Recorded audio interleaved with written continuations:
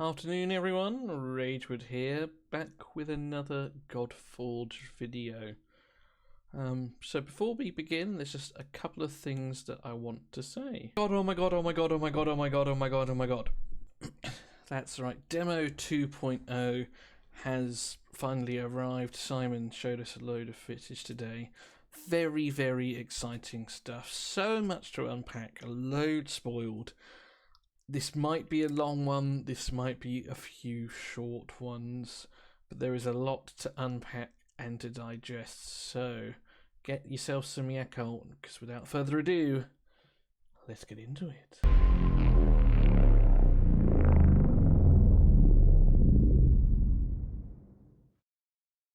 So I'm just going to park myself just slightly over Simon, and I'm going to skip through certain points of the video. If you want to go check out the entire thing, I'll put the link down below for you to go check it out.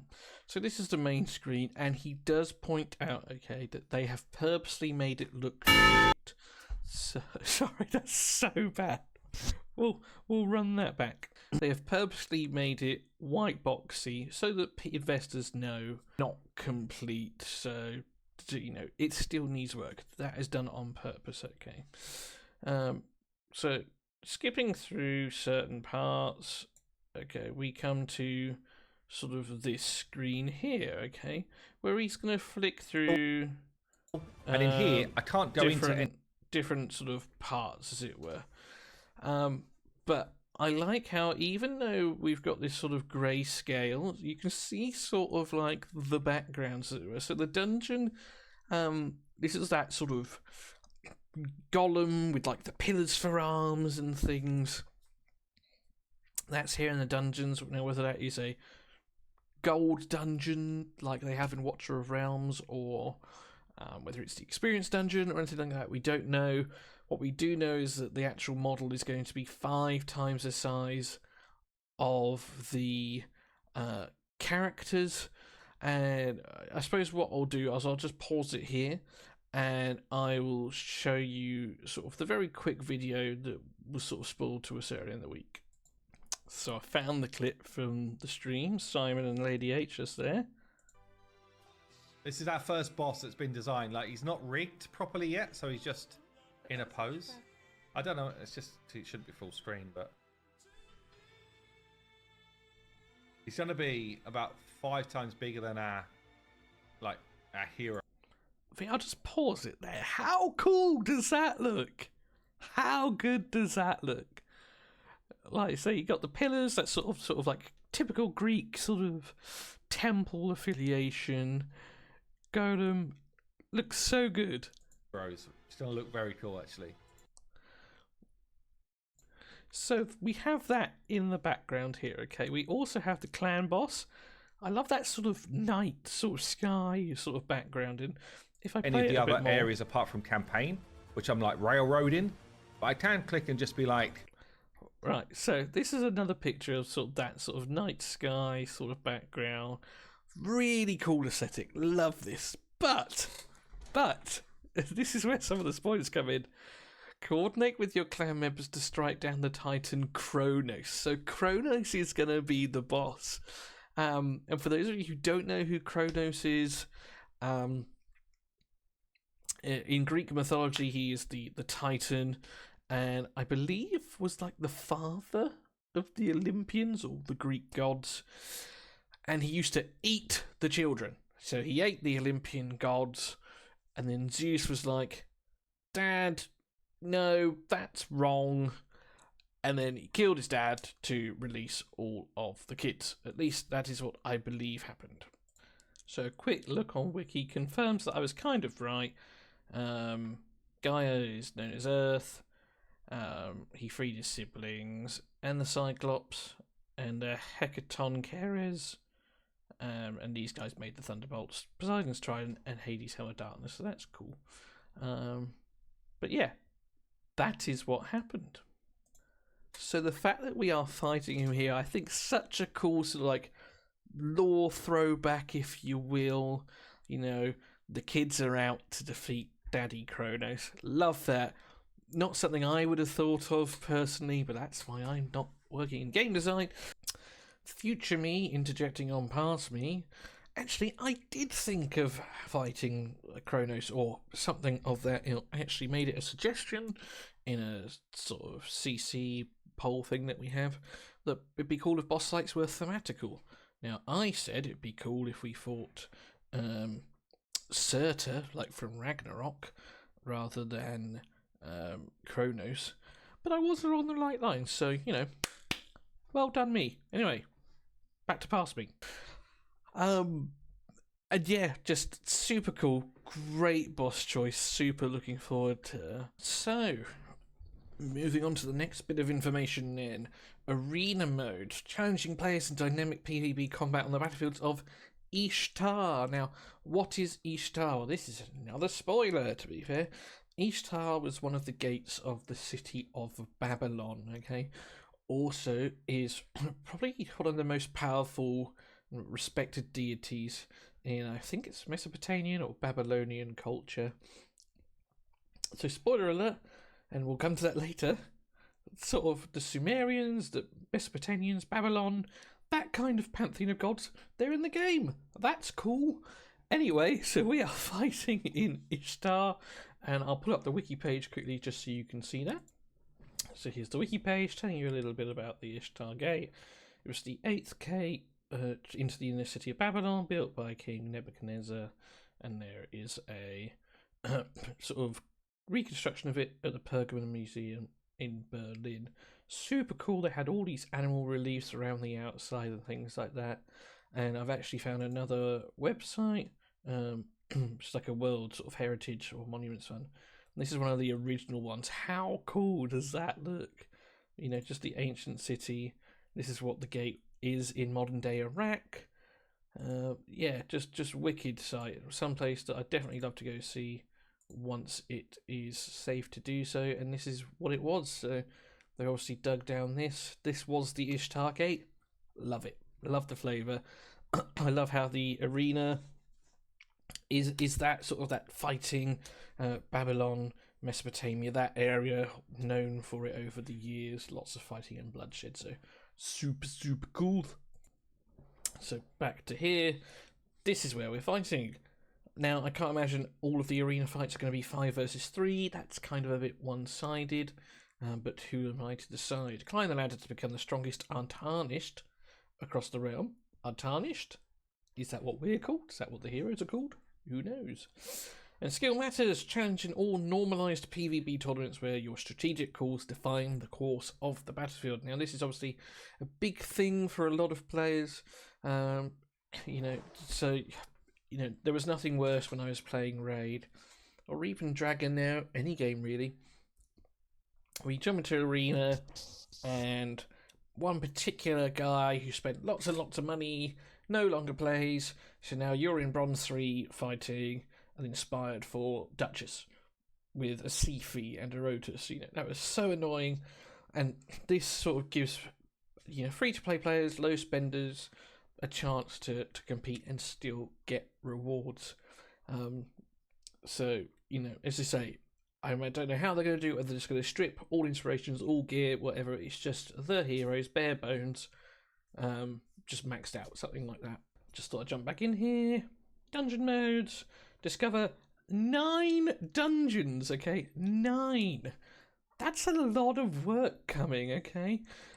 And it's again, just my mind's just running with loads of different ideas. Are we going to have an XP dungeon? Are we going to have a gold dungeon? There's obviously going to be a couple of gear dungeons, for example. In Raid there's 4, I think. 1, 2, 3. Ice Golem, Dragon Spider. Yeah, 4. So plus the other 2, that's 6. What are the other 3 going to be?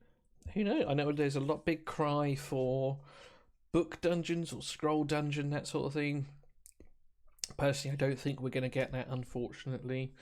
There's also the potential of having like a mastery dungeon, which I hate the idea of. But, spoiler alert, we're not going to have to put ourselves through that, as we'll see later in the video. But yeah, we're going to vanquish various dragons, like that Grok guy, or whatever, the Welsh dragon. Giants, like this one, or the golems, and gods to retrieve countless treasures, gold trinkets. 9 dungeons, mythical creatures. Wait, this is really cool. Maybe there's going to be like a questing beast for Avalon. This is obviously the golem is sort of like very Greek inspired. But yeah, that's cool. So Simon then goes into what the sort of the campaign map's going to look like. We can see some of the factions that we already know. He's going to go into the Aru fight. Now, I love this little pan across, that's just kind of cool. We've got the desert theme kind of thing. And you'll see this in a lot of sort of games like this. Raid, Watcher of Realms, Dragonair less so.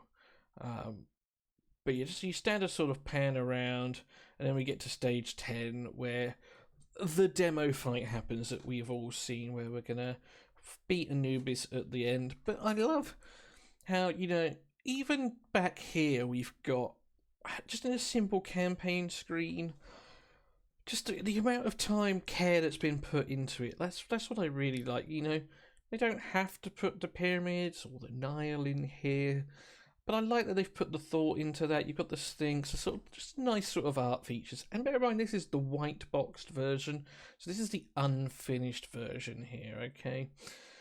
Now, a couple of other things we can see. Now, where I've paused it, it is difficult to see with the YouTube video at the top here. But energy, so we're all going to have 4,885,000 energy. I like that because it means we're never going to be able to stop playing. No one's going to ever have to moan. That's fantastic. We're also going to have 4,885,000 silver and 4,885,000 gems. Now, don't know what gems do, but I like that we're getting a lot of them. Now, Simon, being very unprofessional, not making sure he gets 3 stars. Disappointed there. And then we've got the rewards down the bottom here, again, that you get in most games. We're going to get more gems, gold, and energy. Not that we need it, because we've got 4 million. That was a weird face to pull. And then we've got these blue crystally things at the end here. So Simon's going to mutter some words, jump into the campaign battle. He's just talking about how in this demo to the investors, he's forcing them to go certain patterns. They have to go to the campaign. They have to go here. They have to use these 4 particular heroes.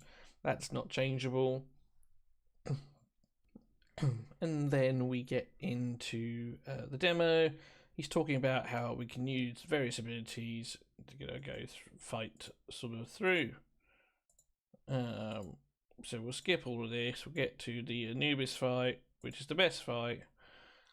Then we have some of this sort of campaign thing at the end, story. More glory, more power. It's pretty cool though. Just more. We need an understanding of what the world now. Anyway, not a. Yeah, cool little storyline. Okay, just muting it again. So we see some of the rewards that we get. So gold.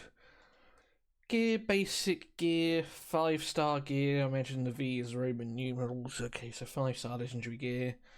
Divine pass. So that means there's going to be some sort of battle pass that you're going to pay, 15, 20 quid for, that you're going to get extra rewards from in the form of gold, probably XP bonus, and these gems that you can see just here.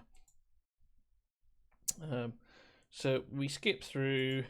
And then the video takes us to the Godforge. Now, the Godforge is where they are summoning. Okay, that is where our summoning crystals are. Then Simon actually gets to the summoning screen. Okay, now a few things to look at here. So once again, we're going to get 4,885,000 of these things.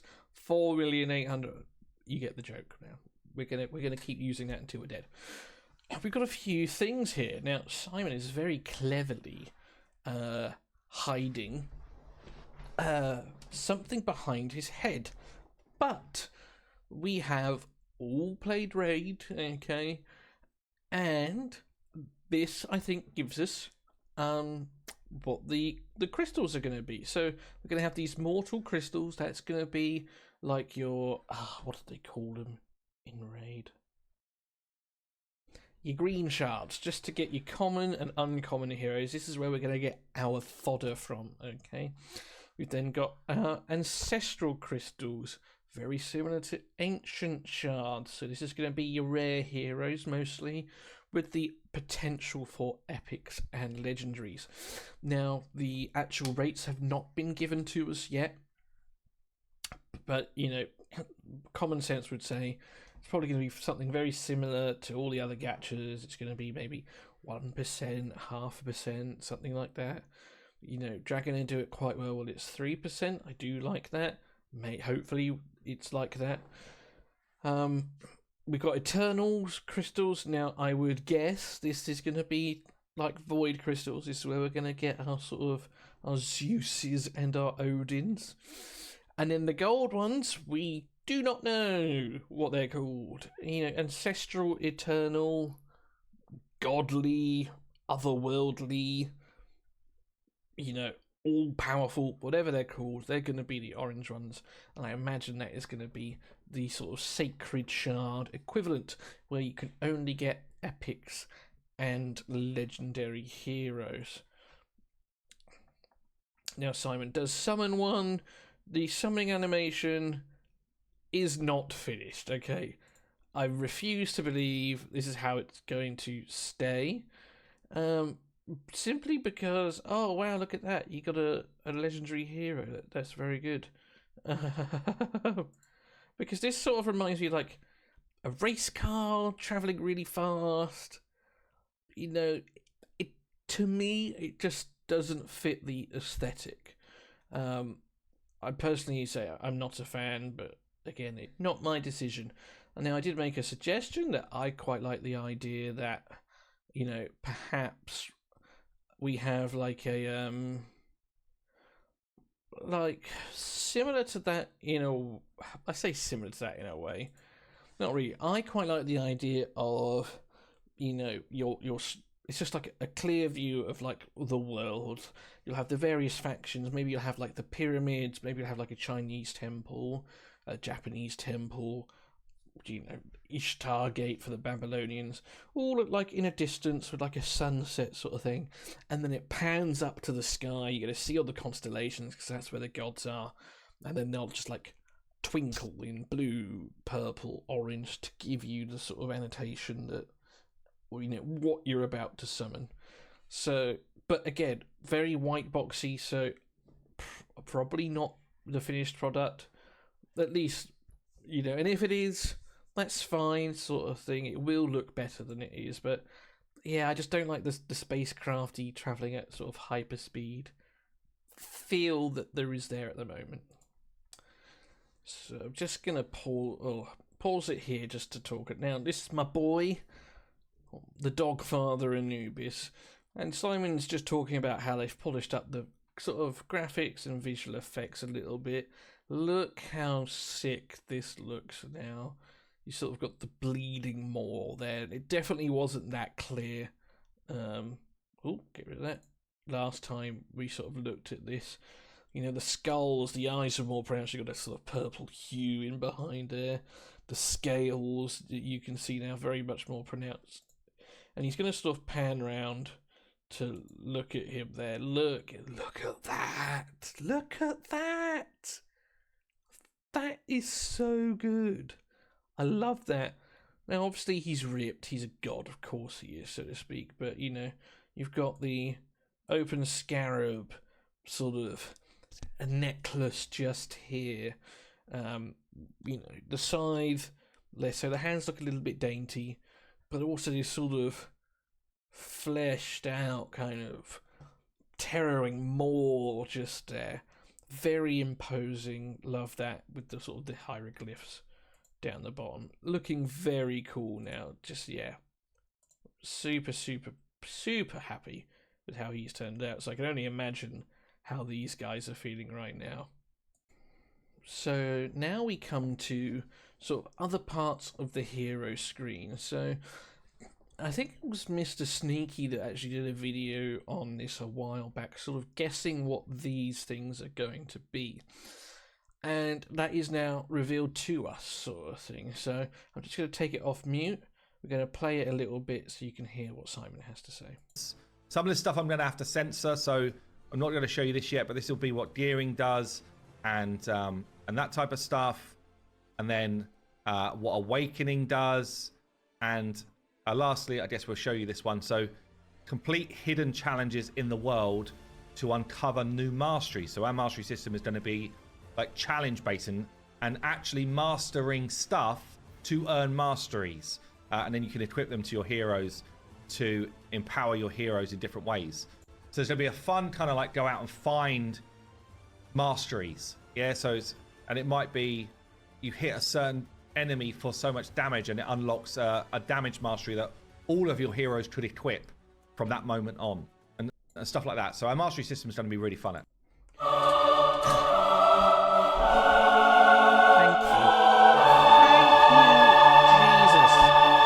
We do not have a Minotaur dungeon. We do not have to farm our masteries. This is a super wicked concept, and it's funny. There's a great YouTuber called The Adventures of Adam. Go check him out.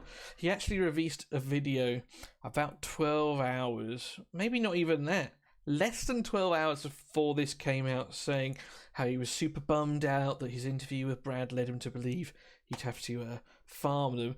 And he literally says, he believed that it was going to be this sort of system.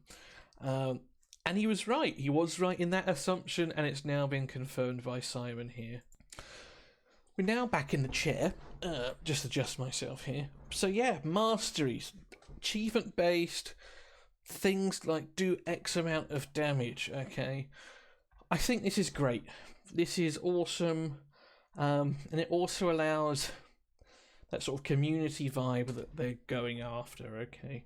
Because you can share with your alliance members, clan, whatever it's called, guild. Look, I got this to get this. And hopefully it's progressive as well. Well, I say hopefully it's progressive. It's an interesting one. You don't want your tier 6 masteries being found on new players, if you will. Because, and that's why I say I hope it's progressive. So, let's say, common heroes can only get the common masteries or the tier 1 masteries or whatever it is. You're midway through, you maybe get your 3 and your 4, and then your end game level 60 heroes are getting your tier 5s, tier 6s, like most games. At least that's how I imagine it'd be. As cool as it would be to have Wall Master on your level 1 common to make your things easy, I think that will kind of ruin the game, kill the game a little bit. So hopefully it is progressive. So even though I know that I need to inflict 5 poisons on one champion in a single turn to unlock the poison extension debuff, I need to get to that level to be able to do that. So hopefully, I say it's progressive.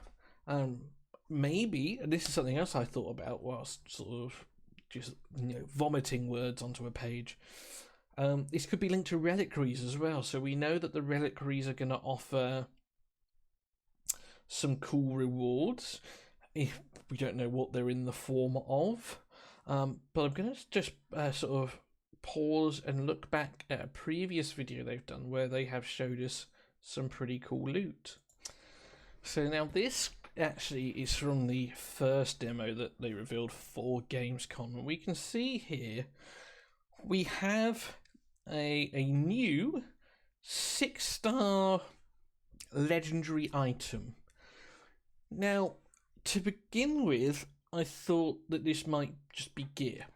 Some sort of legendary piece. Maybe it's the sword of Excalibur. Maybe it's because you've got sort of the handle with the buckle. Maybe it's a halberd. Maybe it's like this, the tip of the spear of Gungear. But then when Hades announced that Simon, that masteries were going to be achievement based, we would know that reliquaries offer great gear. They offer achievements. Maybe this is a 6-star mastery. maybe this is Executioner, War Master, Giant Slayer, whatever it is. Rather, because, we don't know if they're going to be offering artifacts that give, defense down like you see in Dragonair or anything like that. So that leads me to believe that this is a mastery. So yes, but you say maybe some of them are reliquary based, which again just encourages more chat in the community. I think this is a very nice way to do masteries. It saves the grind that we all hate. Let's be honest, everyone hates. And yeah, I sort of had a flashback moment when he first mentioned this. I was like, maybe, and the fact to say it's a 6-star, maybe it's more than just coincidence. That's all I'm saying. He then talks about, once the users have followed that specific path defined by them, they can click on whatever they'd like. Okay. So the first thing Simon clicks on are events. So we're all used to these. You're gonna have like your dungeon divers. You're gonna have your fusions, whatever it's gonna be. But you're gonna battle world bosses to earn powerful new rewards. That's cool. So maybe this is gonna be something like, maybe in Warframe or in World of Warcraft, a random boss spawns on a map somewhere.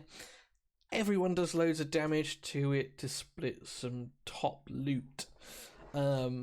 That could be a cool take. You have like almost like Guild Boss in a way.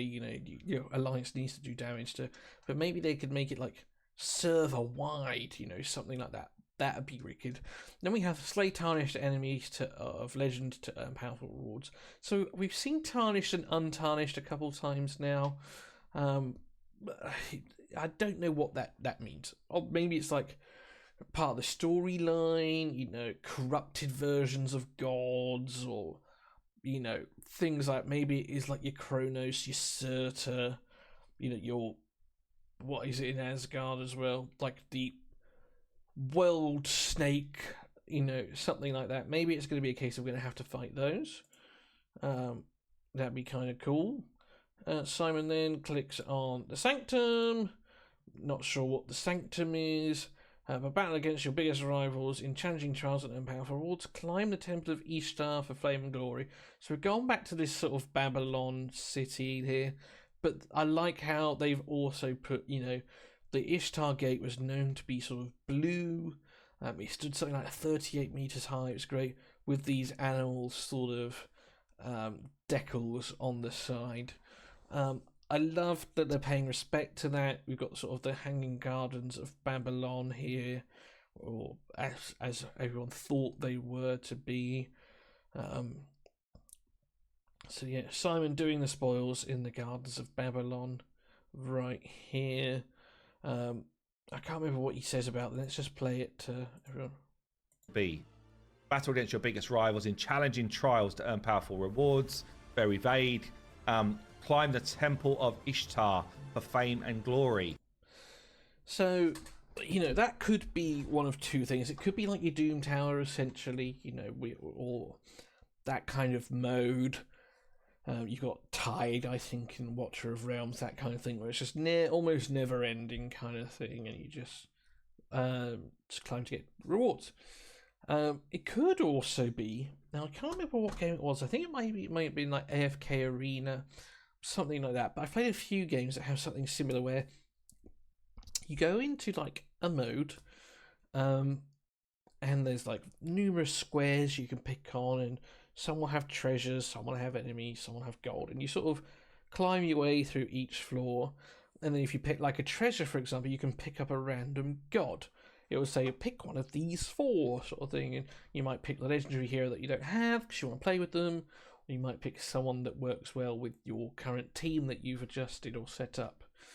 And you keep going through that. Now, that could be part of this whole sort of normalized PvE mode that some of these games have, where say it doesn't really matter who you have because you have the opportunity to pick up certain gods as you move through.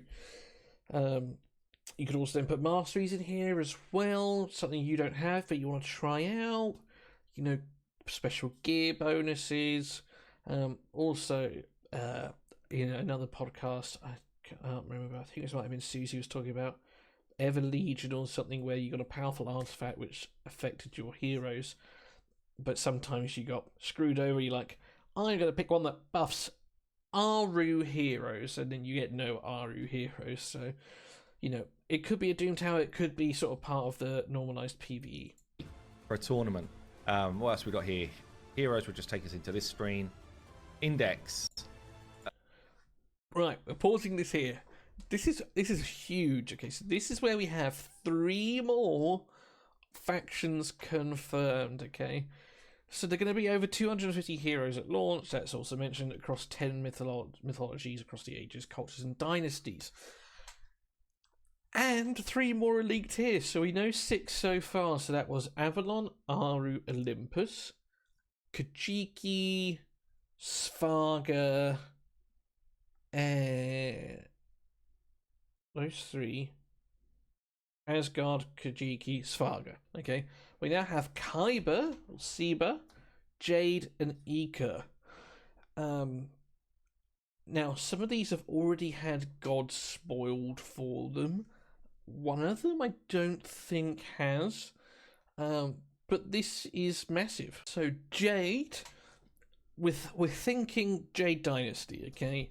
Chinese. Pangu was the first sort of Chinese faction leaked, and I imagine this is going to be linked to him. Now, going back to the whole Ishtar thing earlier, Ika is actually sort of an ancient place. Now, if you jump into Ika, okay, Ika, also known as Durankai, is Sumerian, in turn meaning mountain house. It is the assembly of the gods in the Garden of Gods, parallel to Greek mythology and Mount Olympus. So it's where they all lived, hung out, drank cool wine and things like that. Sumerian, for those who don't know, and if you can't read this, it's a language of ancient summer. It's a very old language, and it is spoken in ancient Mesopotamia. Ancient Mesopotamia is also where Babylon is, or what it's associated with. So that sort of Sumerian, Mesopotamian, Babylonian, is a confirmed faction here.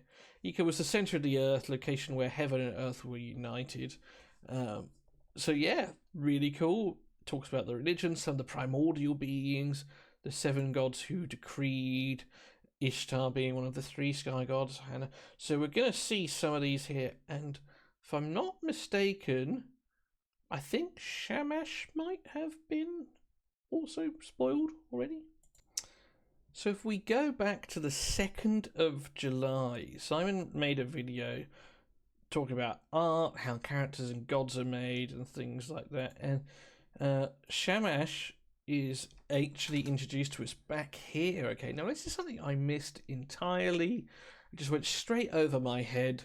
But he talks about that the god being designed is Shamash, also known as Utu in Sumerian, and he's an ancient Mesopotamian god. So this was something that was, way back sort of thing.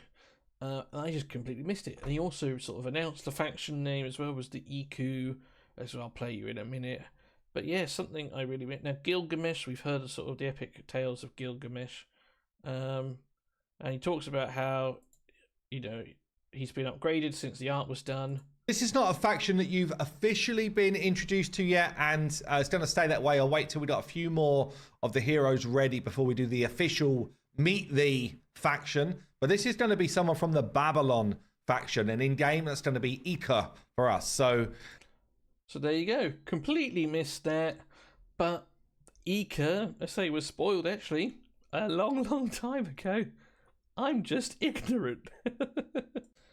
So there you go. So Ika, Babylon faction has been confirmed. And I say has been confirmed now. It's confirmed a long time ago, but there you go. And then we have Seba or Kyber. Now someone in the Discord actually was talking about this shortly after this video dropped. And this is going to be the Aztec sort of faction. This is going to be Seba is something like the home tree of Maya, something like that. I'll just bring up the wiki just so we can all understand it a little bit more. So once again, we come to our good old friend Wikipedia, and it says, this cyber tree or kyber tree, Seba, or Yakchi in Mopen Mayan, symbolized to the Mayan civilizations, which connects the tree to the sky and the underworld. Um, it was believed that that's where the gods lived. Yes, several Amazonian tribes in East Peru believed deities lived in the kaiba tree species throughout the jungle. So that is really cool as well. So we know this is our South American tribe, be it Mayan, be it Aztec. Not entirely sure yet. I mean, actually, if I go back to the ceiba tree, represents all these things. The roots reach down into the underworld. The trunk represents the middle world where the humans lived.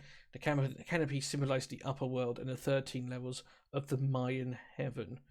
The vines hang from the canopy connecting the terrestrial and spirit world, and the flowers emit a foul odour to attract bats. Not sure if that last one really counts towards the importance of this in the culture and things like that. But yeah, our South American one is ceiba. So what does that mean for us? So that means there's only one more faction which has not been sort of spoiled, if you were. And then if we look at sort of a globe map, I'll bring that up now actually as well. So if I type in sort of God Pantheon, world map, that kind of thing, it brings up this really cool image from Reddit, which is, I love this image, okay? And now what we're going to do, we're going to use this to sort of see where we are in the map. What gods, pantheons we have, what don't we have, as it were.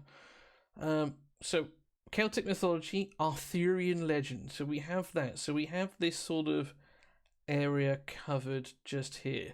Scandinavian myth, you have Yggdrasil here, obviously the sword and the stone.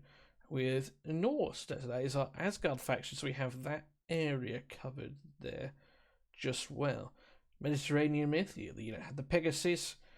We have Grecian, or Greek, Roman. They sort of intermix because Zeus is the Jupiter, Mars is Aries. They're all very similar. So essentially, we have a lot of Europe covered. Okay. Moving along then. So what don't we have? So Slavic, we don't have. You've got Kanti, Turkish Mansi. We don't have any of these. Northwestern Asia, we don't have Vinyak, Finnic, that kind of thing. So, even if this isn't one of the first 10 factions launched, look how many there are, guys. People are saying, no, you're going to run out of gods. No, you're not. Just this one map alone, designed by Simon E. Davies, thank you very much, sir. Huge variety of god pantheons and potential characters. So yeah, we don't have any of these three up here. East Asian myths, we actually have two. Okay, so we have Japanese and Chinese covering a lot of this area here. Okay, Persian, very big ancient world, in modern day sort of Iran, I believe, sort of thing. We don't have any of the Kurdish or Islamic at the moment. So this could be another area that's filled out. Indian myth, Hindi, going to be the Svarga. So we have this area here. So essentially we have sort of this sort of North Asia sort of lap here where we could have something. We don't have Vietnamese, I don't believe, Philippine, anything like this. So this is another area down here. Oceanic, Polynesian, really cool. You've also got that Disney film. Oh, what's it called? Where you've got the rock guy singing. I forget his name now. We'll bring up a little play in the middle here, I guess. Anyway, now that that's over with, and we now know who I meant there, is another option down here. Mesopotamia with Babylon, Sumeria. We have that in the middle here as well. So outside of Asia, we've got this whole band here uncovered, which could be an option. Moving along, we have Arabian Semite, again, sort of another area we don't have. Then North African myth, Egyptian. That is obviously covered North Africa. East African myth, you have Akamba, Latuko, Somali, Masai Mara. At least I've heard of them. They were big in like school and things for me. One that I guessed, Yoruba, I said could be an option, sort of West African gods. Dagon. Central Africa, you got Bushongo, Bambuti, Beluga, and South African myths, the Tumbaka, Malagasy, Zulu. There's some really cool options you can have here with like sort of animal gods, huge rhinos, that kind of thing. That would be really cool. I'm not sure if that's the 10th faction, but again, another area not used sort of here.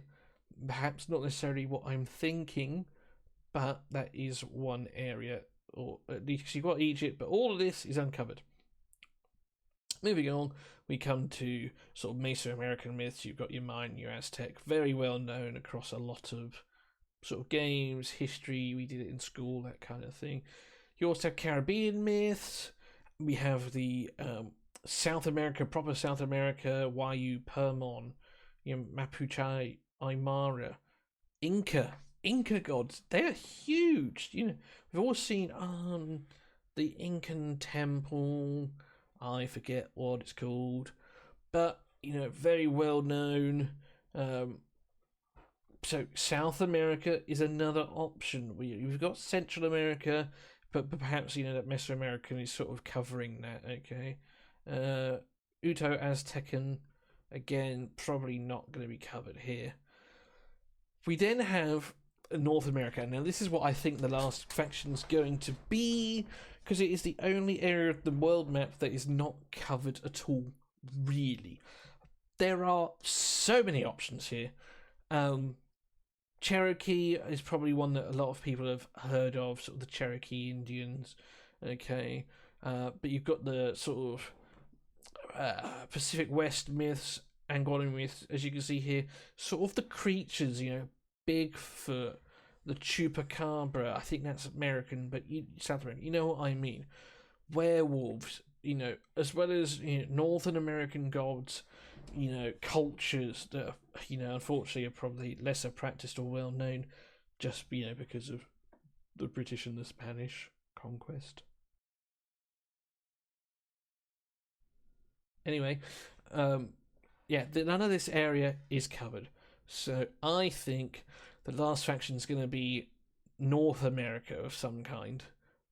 Possibly sort of the rest of the continent of Africa. But I think at least one of the launching 10, North Africa, would be my last guess. So then clicks to the Sanctum to get other missions. Now imagine these missions are going to be something like clear 10 of the Golem dungeons, to clear 30 stars worth on the Aru campaign, that kind of thing. But is this god one that's not been spoiled yet? Like this kind of... I don't know who she is. We've got this sort of... she's armless here. She's harmless. Maybe I'll try and find a sound effect to do that for me. But yeah, we've got this sort of undead priestess. Definitely going to be Seba, I think, by the looks of it. You got the spider web in the back of the hair with the braids, wearing not a lot at the back here, but we'll forgive her for that as long as she's not going out downtown to meet boys. Headdress here, very sort of ornate sort of crown, undead, very feathery. Again, name unknown to us, but another spoiler in this. Comment below if you think you know who this is. He then jumps into the shop, apologising that this isn't going to be a completely free-to-play game with no spending. Shocker, who knew? Businesses don't pay for themselves. Dynamic offers based on spending patterns. Now, I hope this isn't like Raid and other games that I have played, where if you spend a bit, you get the worst offers. And the best offers go to the people who haven't spent at all, just to try and get them to spend something. I hope it's not like that. I really do. It drives me crazy in that why should I be punished because I like to spend in games? Because I do spend in these kind of games.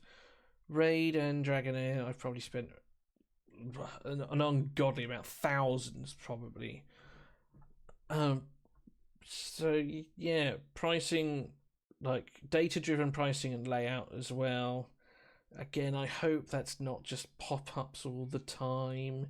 There's nothing worse than that. I absolutely despise that raid. These flash offers. I don't like those. Like, oh, click it now, you lose it forever. No, no, thank you. Now I'm not saying if you don't spend, you should get the awful offers either. But come on, if the average shard is £1, don't charge me £2 each for a large number just because I spend. I hate that. Anyway, that's that little rant over. He then talks about the Sanctum and the Clan Hall. Join forces other players to defeat corruptive bosses. That'll be clan boss and challenges for a chance to some best loot in the game. Gather together with other clans to form large player clusters. So I like that you can have sister clans, that kind of thing. That seems pretty cool. How it's going to implement, I don't know. But there we are. And then that is the end of the video from there. So, in the end, it turns out that was just a very long one, so apologies for that. But loads to take in there. And I've probably missed some stuff as well. So if I've missed stuff, let me know down below. Once again, thank you to Fateless just showing us all this cool stuff. I was hoping it might be CC only stuff, but I can understand why this is something that Simon and the team would want to share themselves. I'm excited like a little kid, and it's been a while since I felt like that about a game. And I think part of that, is nostalgia. Greek gods, I was a bit of a nerdy as a kid, but also just the things they're doing and the people that are running it. I just know that they're going to do well, and it's going to be great for players like us. So I cannot wait for the next video to come. I cannot wait for the opportunity to play. Obviously, don't forget to sign up in the beta. They're sharing it everywhere. Join the Discord for lots of fun. And yeah, thank you for watching. So look after yourselves, take care, work hard, but as always, play harder, and I'll see you in another one soon. Cheers.